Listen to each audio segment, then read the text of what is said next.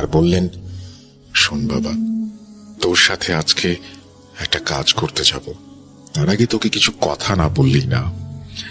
যাই দেখবি তাই সত্যি মানবি না, আবেগ দিয়ে কাজ করবি না, নিজের শিক্ষার উপর ভরসা রাখবি, আল্লাহর কাছে নিজেকে সমর্পণ করবি, এবং সর্বশেষ কখনো কারো কাছ থেকে নিজের কাজের জন্য কোনো প্রকার হাদিয়া নিবি না।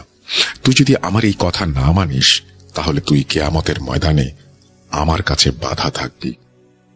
আমি জি হুজুর বলে ওনাকে জিজ্ঞেস করি কাজটা কি। উনি বললেন, চল, রিক্সা নেই, রিক্সায় যেতে যেতে বুঝিয়ে দেব। উনি কারবালা রোডে রিক্সা ঠিক করলেন। যেতে যেতে উনি আমাকে বললেন, শোন, আমি সম্পূর্ণ কাহিনী জানি না। একটা মেয়ের সমস্যা। তার বাবা গত 10-12 দিন ধরে মাদ্রাসার গেটে এসে ধর্ণা দিয়ে যাচ্ছিলেন। মেয়ের জন্য সাহায্য চাইতে আসেন উনি। গত পরশু ওনাকে আমি ডেকে